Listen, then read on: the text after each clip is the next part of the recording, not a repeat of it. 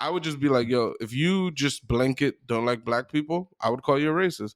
If you just blanket don't like white people, I would call you a racist. I think you guys are racist, right?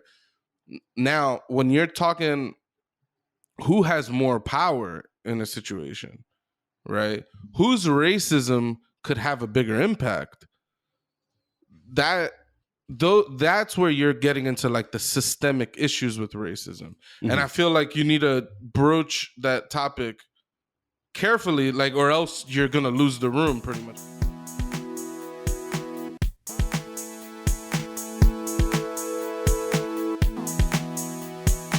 Is it okay for somebody to be who they are even if they are racist? Is that at the end of the day, if you're not gonna change who you are, like, is it okay for them to be who they are? What do you mean by okay? They're never gonna change their the way they think. They're sticking to their guns no matter how bad they look. Because I've met people like that in Florida, that they just don't like a certain group of people, and that you're just not gonna convince them. Like, I don't hang around those people. Right. If I were to find out that someone is racist, I don't fuck with those people. I personally don't think it's okay. Okay is it's a moral question though, right? And their answer is gonna be like, yeah, it is okay that I'm. What if they're not overtly racist to people? They're just they have their feelings, but they're never overtly racist. Prejudice. There are two lines of thought about that. Like, I have buddies that it's the same. I think we had a similar conversation last week. Some people think that the best way to combat racism is to befriend people that are racist and, help shape their worldview. I think that's a very noble cause. That's not me. I'm not. There's that one black guy that goes around befriending KKK people and trying to talk them out, and he has successfully talked people out of it. And big props to him. That's impressive. He's doing some fantastic. That's like a full-time job that I'm not willing to do. He records it. Right. Yeah, he records it. He makes money off of it. But it is part of the whole like racism thing of like racist people who tend to be white want the minority to be the one to help fix the problem when the problem could be solved by just not being fucking racist. Can I talk about something real quick that I've seen recently? This is like recent shit. No, what do you think this is? A podcast? You can just talk about shit that you want to? Get out of here. That's recent? That's topical? Yes, current? Topical. Yes, the census. You guys haven't seen all these fucking Hispanics have grown 20% of the population. What does this mean for white people? What is awesome. What's up with those fucking headliners? What does this mean for white people? And I'm like, what do you mean? What does it mean for white people? Like, yo, all of these topics I feel like are dog whistling. Yes. Kind of saying like, oh, we're being taken over. Mm-hmm. Is what it feels like. I think that's what it is. It's a strange sentiment too, because it's like, is the intention like behind what they're like, is their real belief in there is that America is a white country, like, yes, by definition? And now that they are going, like, white people are, I don't know, in the next 20 years or so, they're going to go from a majority to a plurality. So they'll still be the biggest population individually.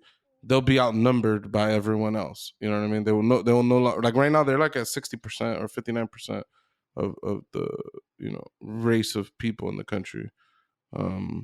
That's definitely going to change just because of the mixing, and yes, that might seem bad to say, but mixing of races is like I'm Mexican and Puerto Rican. Luca's Mexican, Puerto Rican, and Irish. Like this, like it's all this. I don't know what. I know you're Dominican, Pucho, but you're not mixed with anything else, right? You're pure Dominican, right? I mean, you're talking nationalities and not races.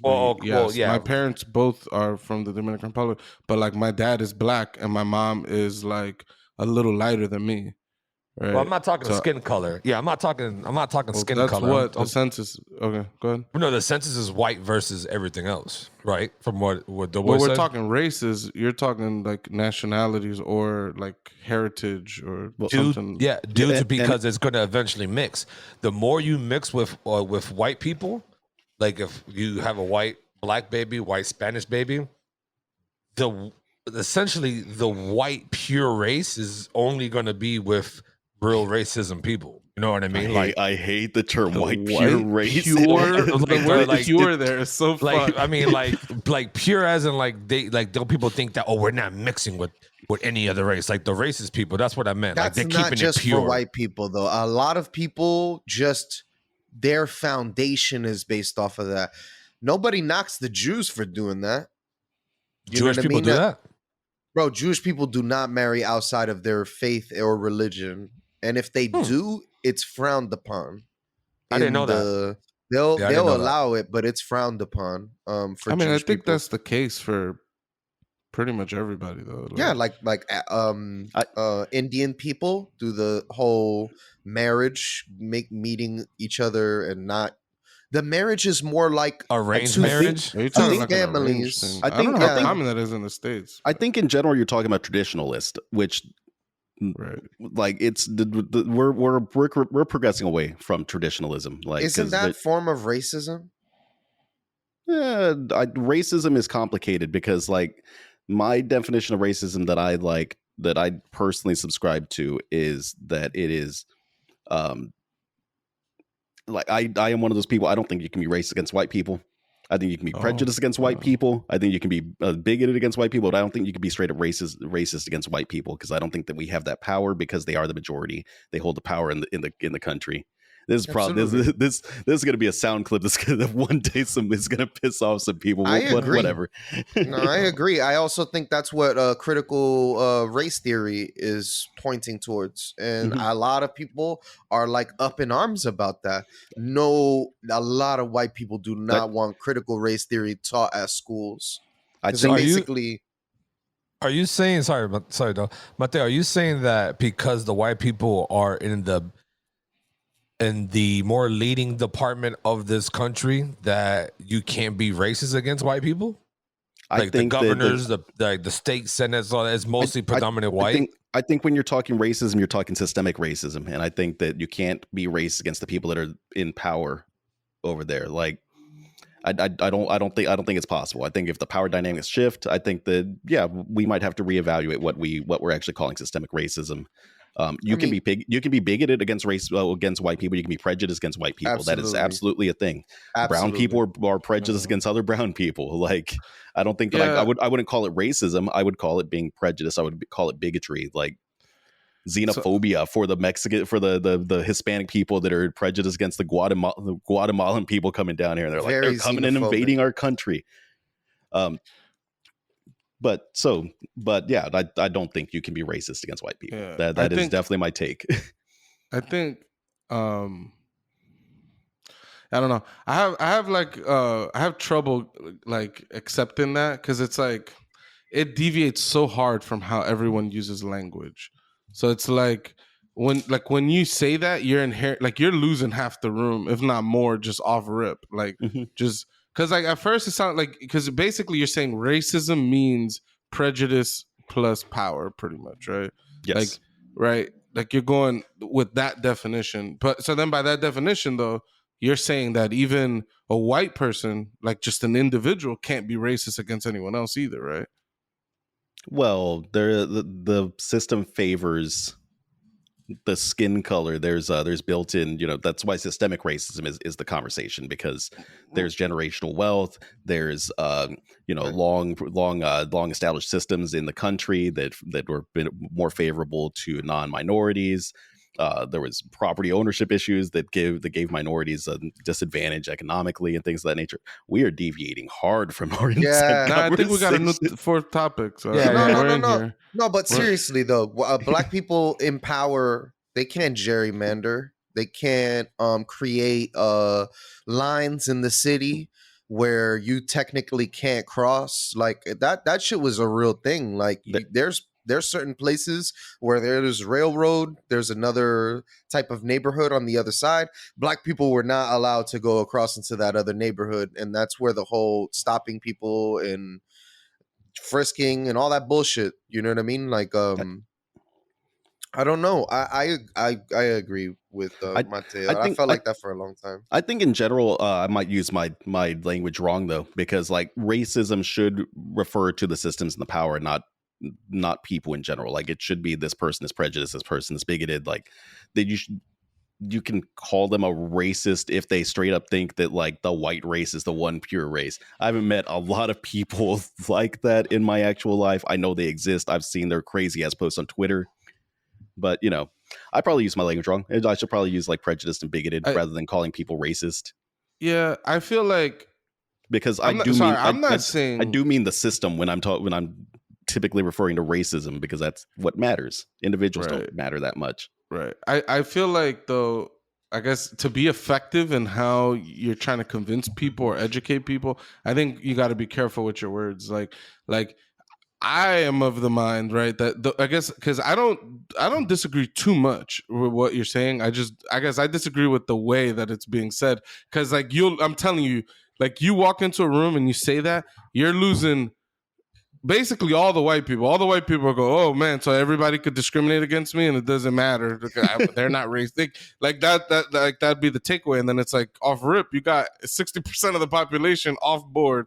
And then anybody else like me, I'm like, well, I don't like how you said that. Like Tony's already in the other camp. Like, so it's like, it feels like you need to be careful with how you say things. Like, so like as an example, right? The simple way, especially the way that people use the language, even though it might not be correct, I would just be like, yo, if you just blanket don't like black people, I would call you a racist. If you just blanket don't like white people, I would call you a racist. I think you guys are racist, right?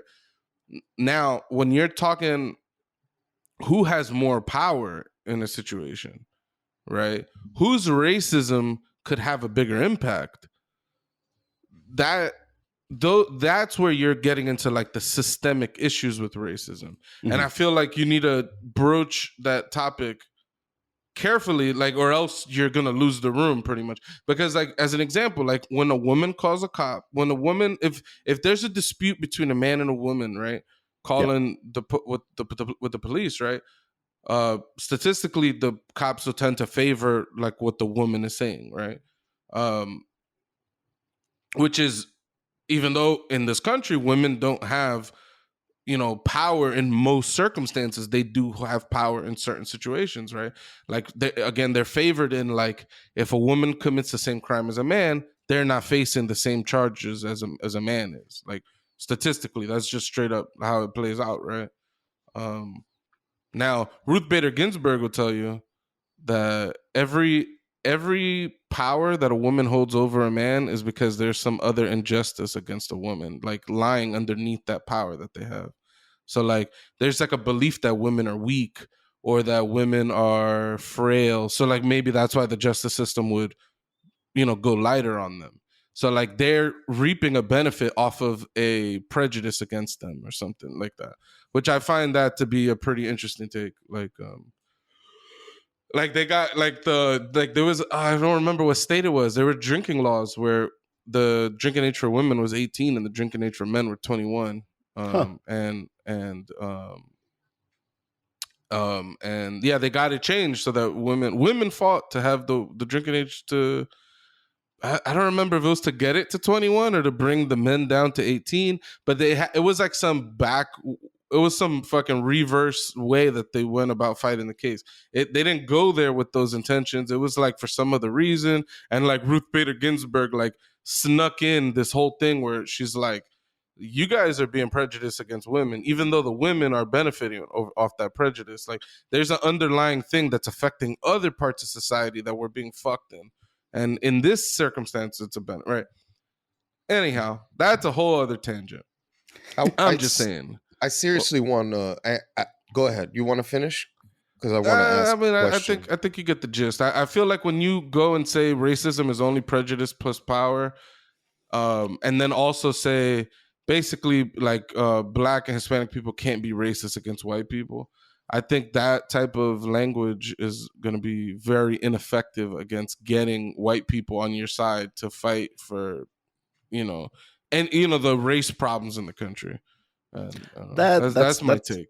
That's fair. Yeah, I mean, I need to evaluate my take on that, because systemic racism is obviously the issue. Like Joe Schmo, like individual, I couldn't give less of a fuck whether I make an individual not be prejudiced against a certain race or not, because in the grand scheme of things, that one person doesn't matter. The same way that I don't really matter. My opinions on things, they don't affect policy. They don't affect actual change.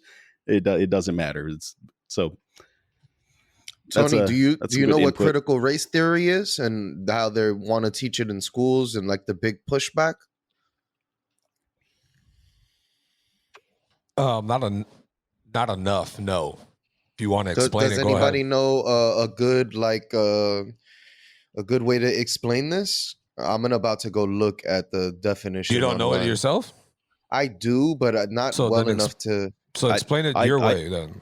I haven't read any of the books. There's a list that I've got on my reading list of books to read on critical race theory, but I have not read any of them. I'm not even properly equipped to have that critical race theory conversation. Some are ridiculous. Like, I understand why a lot of conservatives are up in arms about some of this stuff. Really? Like, there was I forget what state it was, but they were basically like talking about how the math curriculum is racist. Like, they're just saying like math is racist. Like, and it was the most ridiculous shit. I'll go look it up. I swear to God, I'll read this to you guys, and your guys' head will fucking spin. Like, how ridiculous this shit was. I don't know. The gist of it is,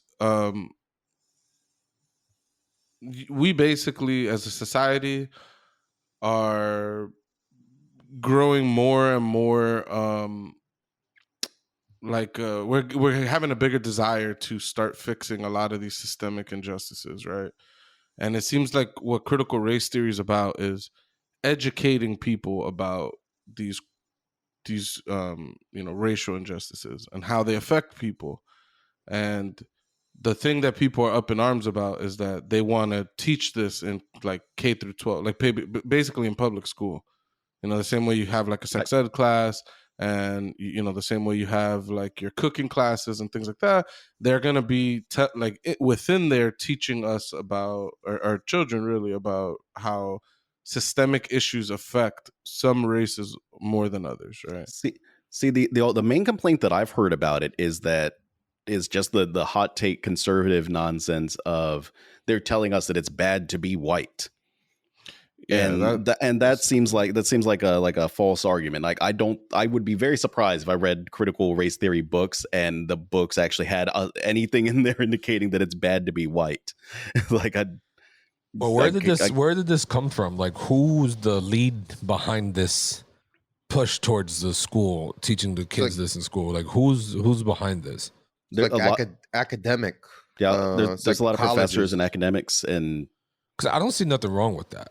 I don't see teaching the youth so maybe they can change the future for better. Because I think that's what like I said, I don't know enough about it, but I'm thinking that's what the thing is behind it, is teaching the youth that there is these old system justices that are in place to harm or not harm, but to keep a certain group where they're at. And I think by teaching people this and opening their eyes, maybe one of these youth, these generational kids, can change it for the better, for the future, for their kids, and be like, no, we need to change the wrongs of our history so our future can be brighter. You know what I mean? Like, because a lot of these systems that were created were back in those, bad slavery, racist times where everybody in power, were mostly white people. Like, so yeah, I do think some of that stuff need to be changed. They claim that the modern form of policing came from old school slave catchers back in mid 1800s. There's a lot that's still rooted in things like this, and I agree completely. You have to teach if you don't actually look back at your past critically, this goes for individuals, this goes for a country as a whole, you can't grow. You can't learn how to be better from that. It's weird that that there's so much pushback to reevaluating our history. Like, man, there are some people that are real upset that Christopher Columbus is now known as like a rapist and a person that performed genocide. And they're real upset that this man is no longer a hero for the American people. But who do we want as a hero? Someone that's a rapist and committed genocide, or an actual, like, the man discovered a country that was already fully inhabited. Like, why do we want to celebrate this man? And then created a day that would lead to their entrapment. It's like all the Texans that don't want to. It's like all the Texans that don't want to learn the truth about like the whole Alamo situation. Mm-hmm. Yeah, and they're pissed off that the Alamo. Basically, the way they tell it is like a bunch of brave Americans, courageous, fought like the Mexican government for freedom, and they left like a crew of people at the Alamo, and they fought and died to the last man. And like this brave like final stand, and it's like there's just a lot of inaccuracies. Like, for one, not everyone died, so they didn't fight and to die to the last man. I think there was like stuff about how like those guys might have started like the fight with the Mexican government, so it wasn't even like some like the Mexico was coming in as like some kind of oppressor or aggressor.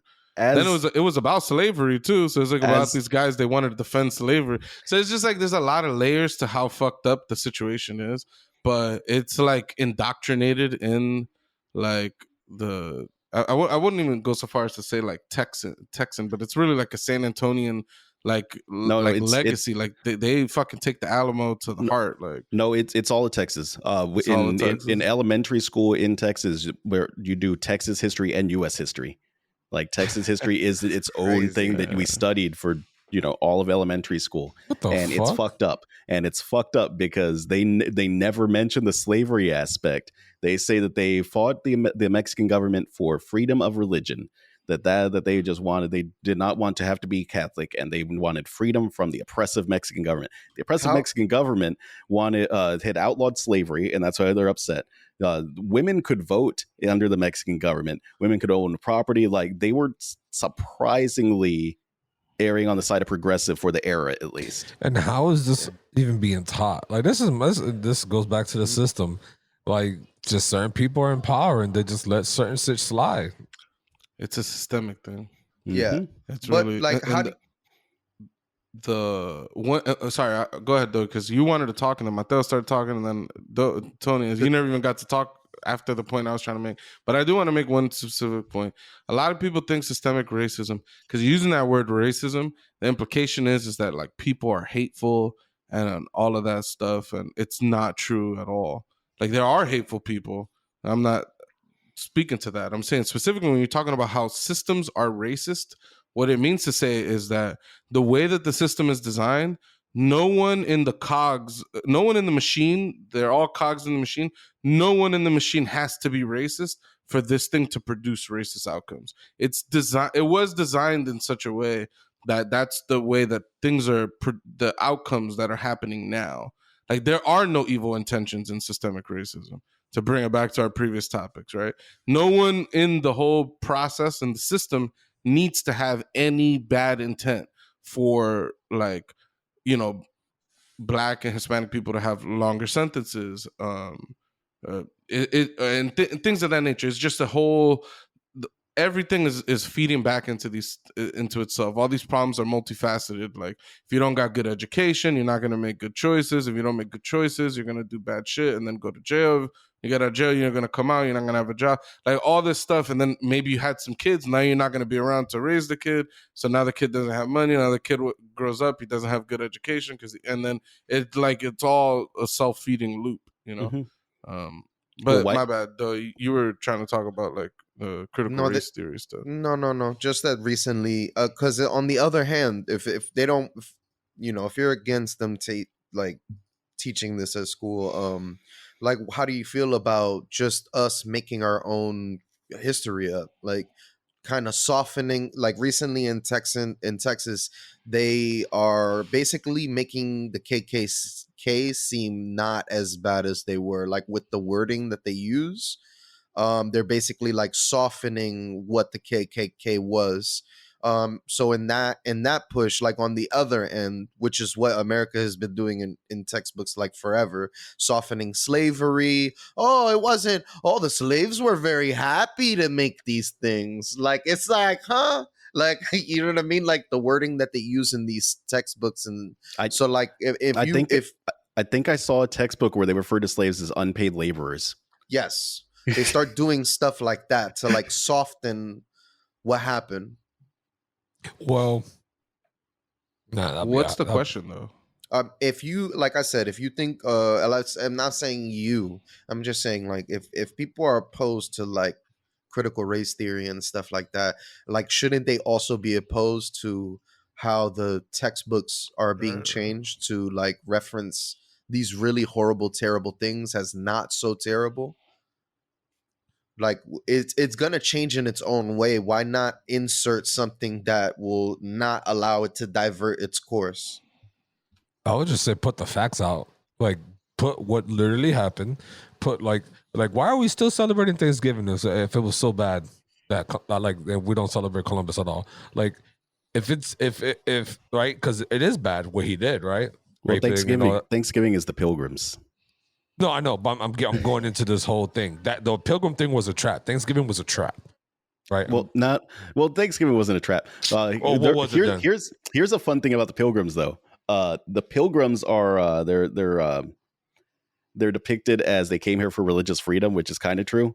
But they were pretty close to what we would have called religious terrorists. Like they were exiled from England because they had like plotted to kill some clergymen and things like they had some fucked up things. That's why they got kicked out of the country, and then they came here and they formed. So what is Thanksgiving? That wasn't a trap. Thanksgiving, from what I understand, like it was not a trap. They didn't kill them after They didn't kill Native American people after Thanksgiving. It was the settlers were starving. Like that, I think that's what it came down to, wasn't it? The settlers were starving, and the Native American people helped them out. They taught them how to actually grow crops in this new land. I think they taught them that fish trick for fertilizer. Like you put the fish in the ground or something, it helps put nutrients into the ground so that you can actually grow stuff. Wow, I didn't know that. That's awesome. But I don't think my history of Thanksgiving isn't super strong. But I don't think it was a trap where they like invited the Native Americans over and then murdered them or something. He said Tony like South Park. So in the South Park episode, the Pilgrims invite the Native Americans, and then secretly the Pilgrims go back to the Native Americans and they just sprinkle like anthrax or like some other or their disease like the bubonic plague or something, and then the natives went back home, and then they all started dying. And it's a South Park episode. I don't know what Pucho was talking about, ladies and gentlemen. He's doing what the oppressors do when people try to speak out. Nah, I'm fucking with you. But, oh wow. But no, like bro, like certain things, right? In school, they need to teach factual shit. Right, this whole Texas has their own history. That to me is fucking crazy. I don't even know how the educational system over there can allow such bullshit. Like, oh, we got our Texas history and then we got the country's history. Like that to me is fucking wild. But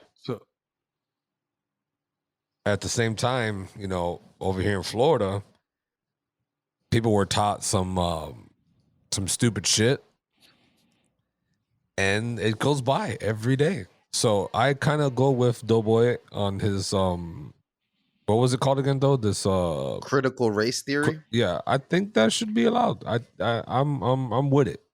I think so. Like, I think if they are able to write whatever they want to write and change history whatever way they want, I think we should have something that like puts it right in the middle that allows you to be like, hey, there is forces above us controlling this whole system. This whole system is set up in a very fucked up way, and it needs to change.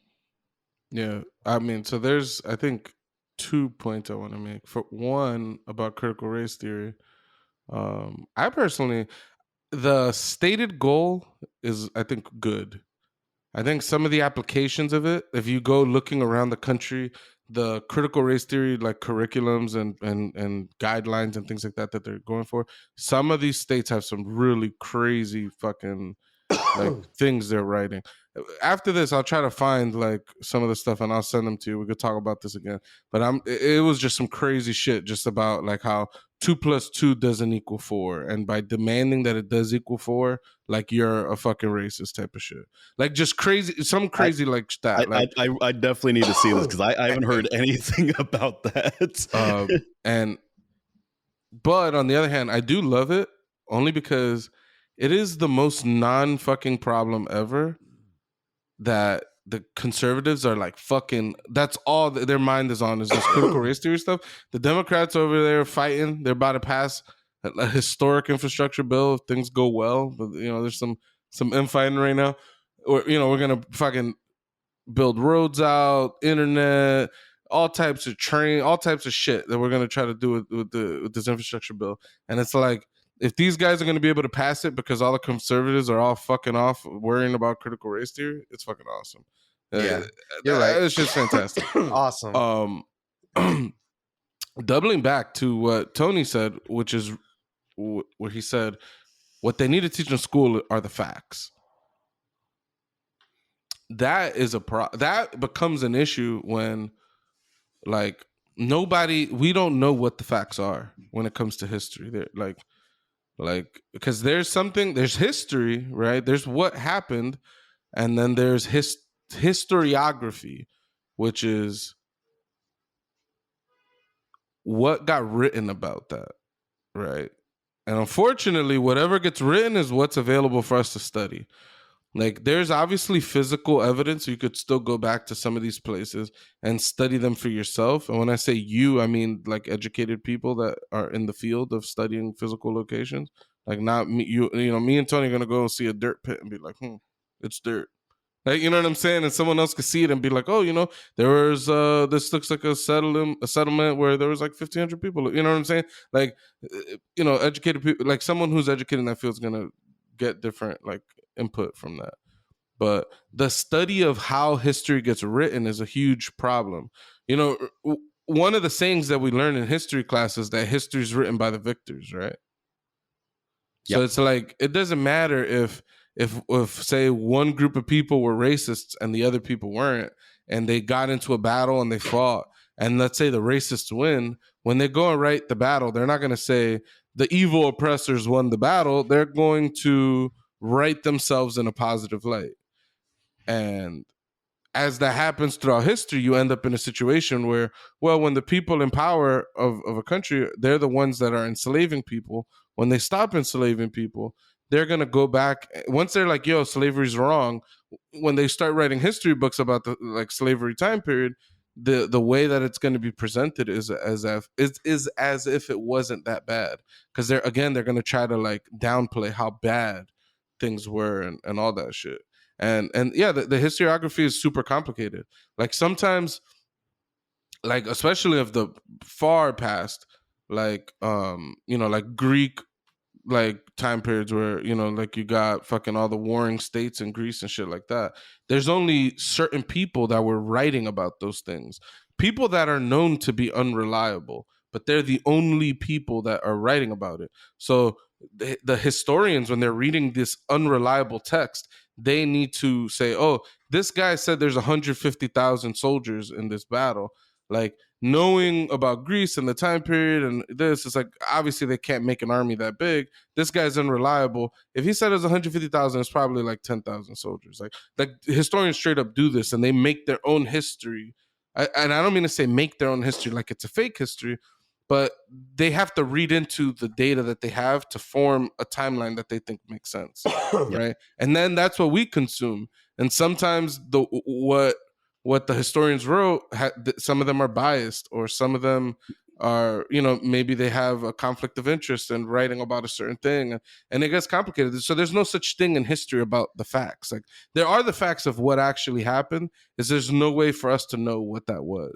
Yeah, like especially as you go back in time without technology and all that stuff. Like, even in the going forward with technology and all of that shit, you think it's going to be easy for 200 years from now, a civilization like our country to go back and look and figure out what was COVID? Was it created in a lab? Was it like, because the internet's gonna have so much fucking information, like what's the true information? Like it's gonna be interesting for someone to decipher all that shit. Like I don't know. Yeah, here's like I've always thought about this whenever I was like in high school and like college, like learning history, especially in high school, because we would go through like U.S. history, right? There was U.S. history and there was world history. And U.S. history, we would cover like decades at a time. We'd cover the 1950s, the 1960s, and it still felt like there was not enough time spent on each decade, right? But then in the world history class, you're talking about entire civilizations that lasted 1,000 years in the span of 1 week. And it's like, wait, U.S. history gets 5 days for 10 years of history, and this civilization is getting 5 days for 1,000 years worth of history, and their rise and their fall. Like there's so much that it's just impossible to properly convey. And to the education thing, like what we need to change. Texas is a big problem with reforming education systems in America, because Texas controls the textbooks. Like Texas is the one that their textbooks become the standard for the country. And Texas is a pretty deeply conservative state, so there's a lot of stuff that they pull out because they don't want that to be what is taught at the Texas level, which means it's not what's taught at the nation, the national level. Yeah, no, I remember all my books saying Texas on them. Now that I think back, in Florida, all of our textbooks had Texas, either Texas Instruments or some shit like that. It's a brand. Yeah, I mean, there is a place. I remember the same thing. I didn't know, like what Mateo said. That's interesting. That Texas controls like a lot of the textbooks in the country. Mm-hmm. What were you saying, Tony? No, just summing it all up. Yeah, I do agree. We need to put the facts parts. I get it. It's hard to get the real facts, but we do need to. In order to change our future, we got to learn to see and teach about the past and the wrongs and how we can fix it. So that way that shit can actually change. We need to teach our youth, like, hey, this is what's negative. This is how it negatively impact our society. What are you going to do to change it? You want to know something that blew my fucking mind? Our friend from Facebook posted something today, and a person commented, what, Jim Crow was like a century ago. I was like, whoa. And she was like a middle-aged white lady.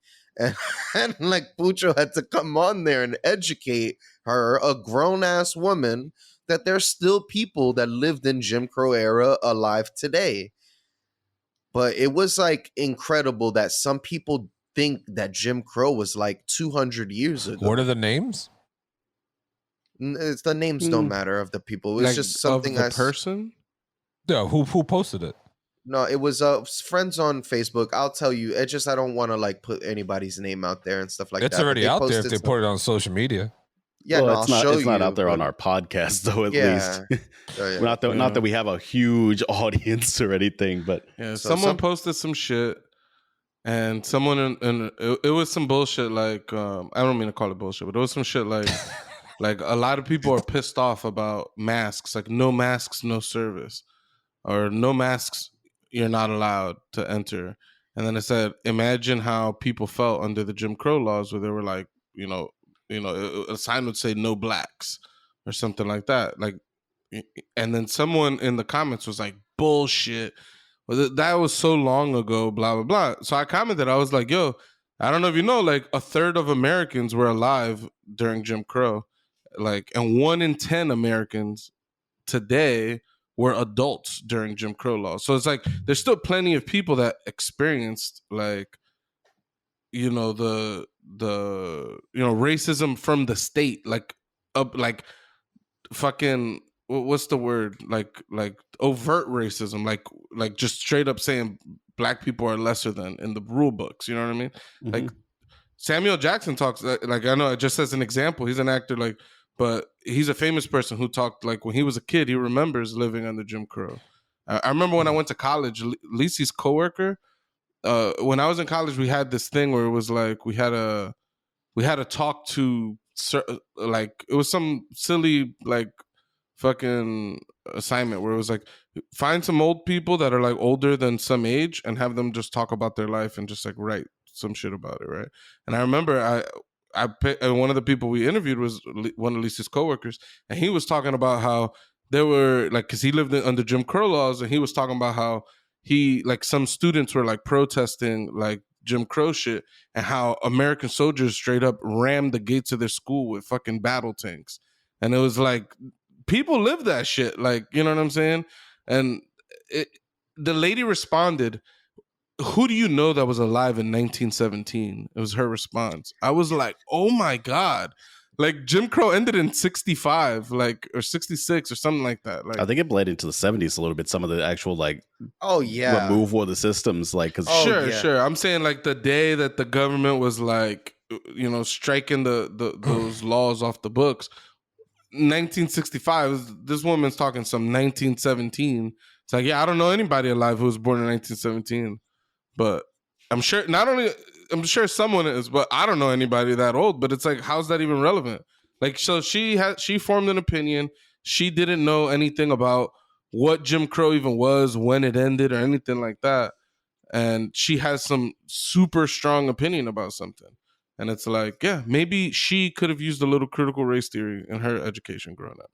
Well, this has been an interesting conversation. I may have to rethink my policy that you can't be racist against white people because I do agree that you can be prejudiced and bigoted against white people. And the way that I'm using language, like maybe that is racism. Maybe I should reframe my thinking. No, absolutely, because what Pucho said is an absolute point. Like, you're losing half of the room as soon as you say that. This is going to be one of those rare instances of someone on the internet saying I was wrong. Pucho gave me some good facts. I may have to rethink my opinion. Yeah, well, that's what the 1-up's here for, right? It is indeed. Giving ourselves that constant 1-up. Always the 1-up.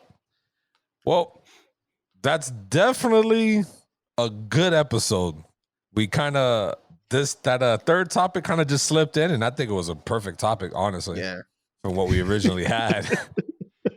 But if you stuck with us this long, ladies and gentlemen, please hit that follow and like button on all social media platforms: Facebook, YouTube, Twitter, TikTok, and IG. If you love us enough in Facebook, go ahead and hit that YouTube link in the comments and go to our YouTube page and hit that follow button and subscribe. And we thank y'all for the support and comments throughout each episode. And go 1-up yourself. Peace. That's all right. We got to do pictures, photos. We were bound to have